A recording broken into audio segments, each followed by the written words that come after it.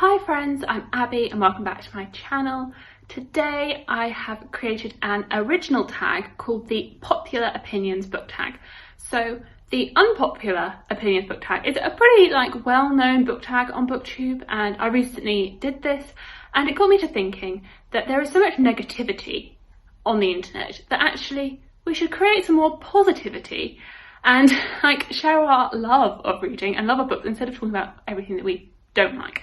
So I pretty much just reversed all of the questions from the Unpopular Opinions book tag to talk about books that I love and talk positively about things. So thank you to the creator of the Unpopular Opinions book tag. I will link that below because that's where I got the inspiration for the questions. Here are the questions, but reversed, to talk about things that I love. So the first question is, name a popular book or series that you love.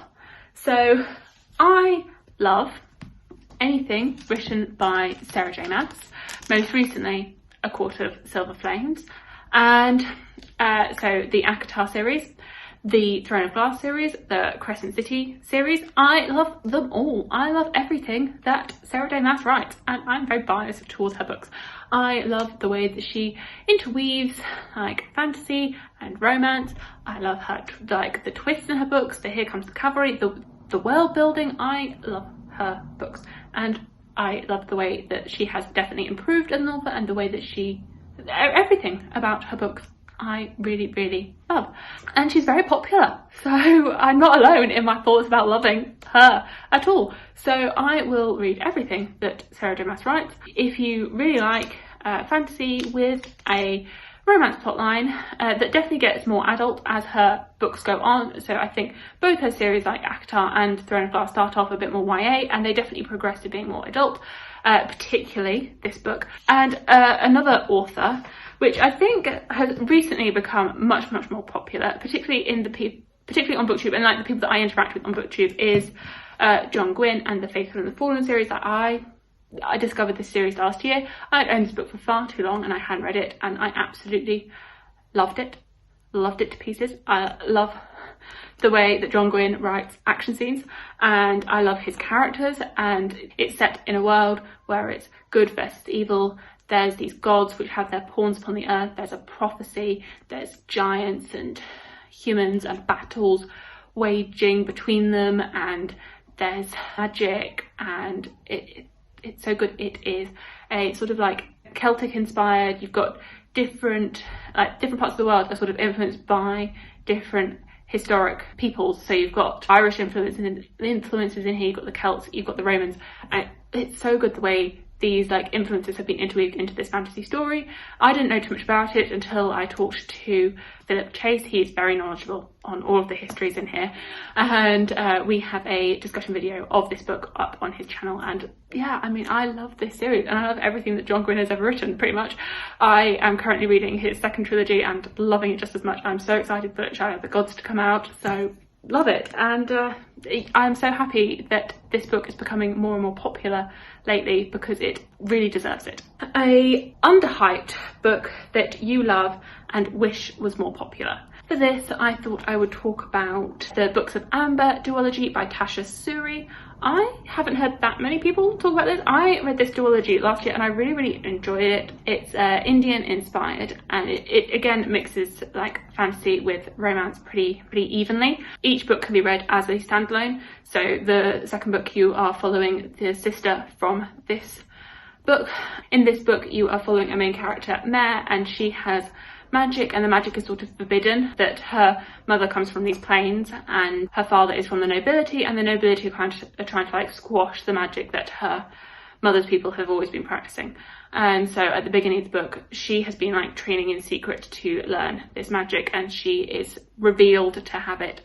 And so to squash this, the empire put her into an arranged marriage with this other person, and things progress from there. I really liked the Indian mythology in this and the way that's interwoven into the plot. I hadn't really read that many Indian inspired fantasies, so it was really interesting to get out of the Western bubble and see different cultures in fantasy novels. So I really I really liked this, and I really liked the second book as well. The second book is more like a mentor figure who's the love interest, and he's just so cute and adorable. So I really liked this. I really liked the magic system. And another underhyped book that I think deserves more love is the Black Magicians trilogy by Trudy Canavan. This is the first book, The Magician's Guild, and I read this trilogy and I really enjoyed it, and I haven't read any more Trudy Canavan, and I seriously need to, because she has so many books out, and I think BookTube is missing out on Trudy Canavan, and I don't really know what's going on. Like, why is no one talking about her? Because she's got so many great books out.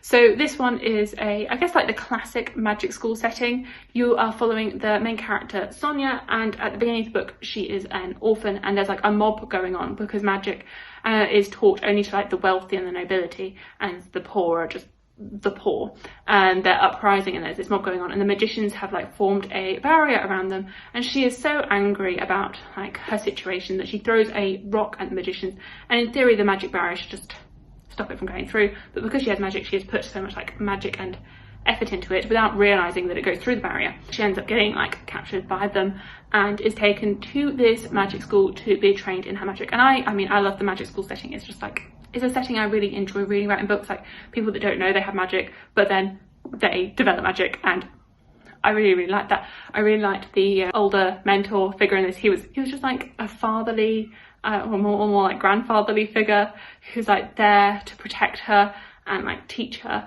and she feels very out of place because she's surrounded by all this wealthy nobility, and she's like, well, they hate me because of who I am, because I'm female and poor and I'm not them. I really liked it. I really liked the way the series progressed and like where it went from there, and like the dark magicians, and so I would really recommend this series, and I really need to read some more Trudy Canavan. An OTP or love triangle that you love. So a romance that you really enjoy in books. So I really liked the love triangle and the romances in the City of Brass or the David Bad trilogy. So this is a love triangle, but I wouldn't say it's a love triangle in the way that it's traditionally been done. And I'm hesitant to say love triangle with this because I don't want to like deter people from reading it, because a lot of people don't like love triangles, but I'm like, you sort of have to give it time, and like I think if you've read this then you will understand. So I really like all the characters in this trilogy. Like, this is one of my favourite books, and it is underhyped and it does deserve more love, and the characters in this, and the world and the Middle Eastern influences and the setting, oh, it's so good.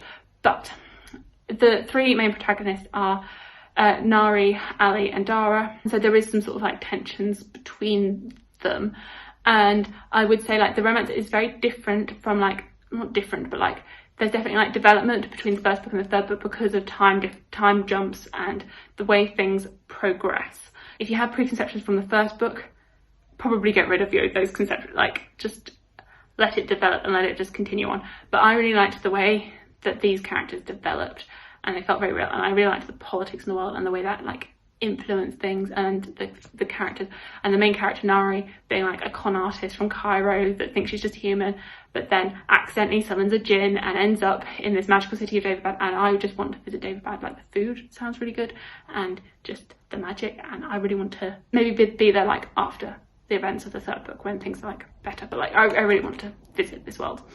And I also really like the relationship between Vasya and Morosco in the Winter Night trilogy, and I really like the way this progresses, like from The Bear and the Nightingale, where she's like a pretty young girl at the beginning of this, and the way that like changes as the books go on and she like gets older and develops. And I'd say that the series, this starts off as more like, it's very fairy tale-esque, set in like the Russian wilderness, and then it really develops as the series goes on.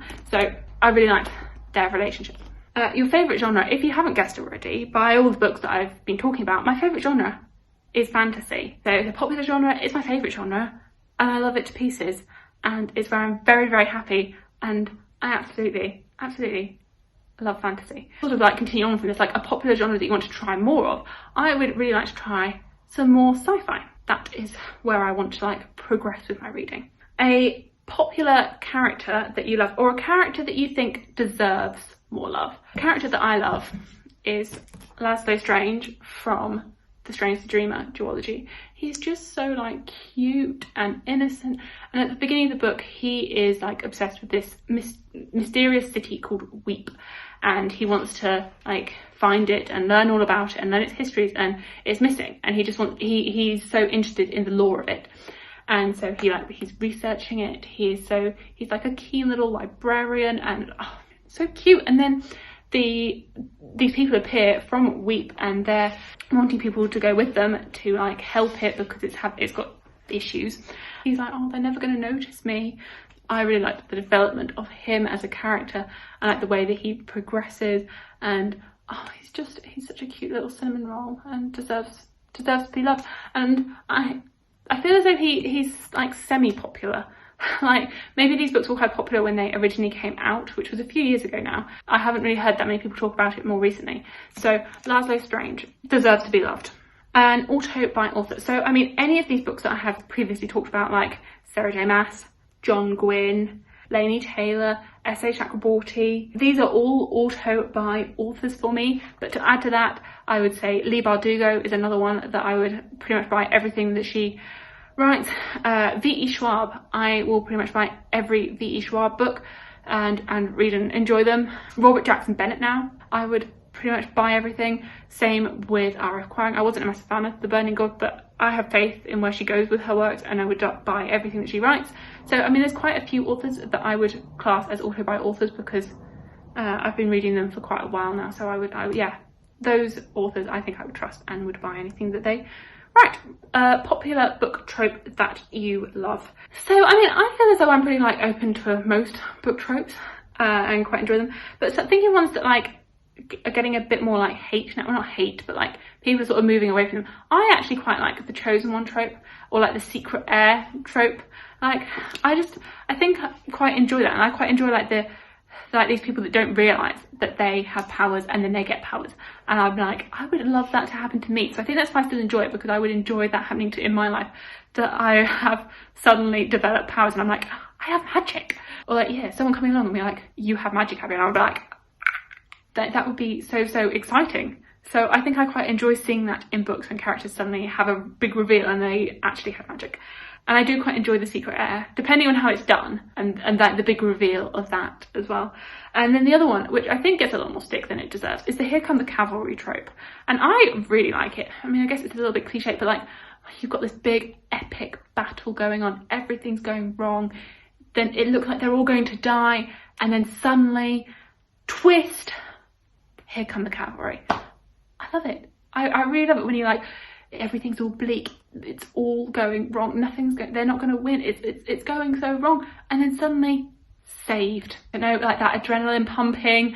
I'm like, the ups and the downs. I really enjoy those emotional roller coasters of the Here Come the Cavalry trope. I mean, you can't really talk about a specific book for it because it is a bit spoilery, but I love that. A popular book or series that you are really excited to read.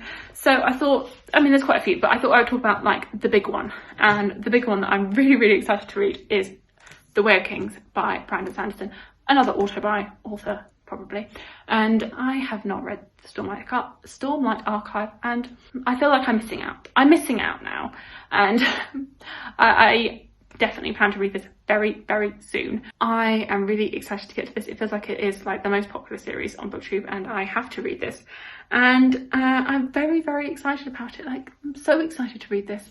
Especially after seeing Joanna Souza did a video with Sophia's Thoughts talking about the Cosmere and like what the Cosmere is and how all the books link, and well, not how they link, but like what you can get out of the Cosmere. And I'm like, I want to have all those feelings. So I'd really recommend that video, especially if you're nervous about getting into the Cosmere, and it really made me excited to read this book and read everything Brandon Sanderson. I mean, I've just reread the Mistborn series, and so I was like, right, I'm ready. I mean, I think I do still want to reread Warbreaker and Elantris, but I'm as ready as I'm ever going to be. Like, I can't delay this anymore. So I'm really excited to get to this, and I know it's so popular, but I'm so excited. A book to movie adaptation that you love. So I was thinking like a book that you love and the adaptation that you love, that they complement each other, that you can love both, that neither is like better than the other, they're just like complements of the other. So I was thinking like Neil Gaiman has been really lucky with his adaptations, that I absolutely love the book for Stardust and the movie. I love the Coraline book and the movie, that they are both really good, and they both have really great vibes. Like, I love both of them. They really complement each other. And the same for the To All the Boys I've Loved Before movie and book. Like, I haven't read the book for quite a few years now, but I enjoyed it. I had a lot of fun with it. And the same with the movie. It is so fun. I haven't seen the latest one, but like that first movie is just so fun. And I feel as though they complement each other. Those are the ones where I feel as though the movie, like, it doesn't surpass it. It's not better than the movie. It's not better than the book, but it's not worse than the book. They're complements of the other. And that the story is told really well through both formats. So those are all of the questions that I have sort of twisted to make them positive and talk about books that we love and really, really enjoy. So I will be tagging a few people. I would love to tag Jessie May. I would like to tag Jessie from The Bookish Mum. I would like to tag Mare from Mare Reads, Leslie from The Nerdy Narrative, Angela from Literature Science Alliance, Andy Smith, and Joanna Souza. I would love to see all of your answers to these questions. And if you're watching, you are all tagged to do this. I have never created a tag before, so I would love to see everyone do it, or anyone. If you want to do this tag, you are tagged. You can all do it because I would love to see other people's answers and just the joy and the spreading of the love and positivity for books. So thank you so much for watching. Please like, comment and subscribe, and I'll see you in my future videos. Bye!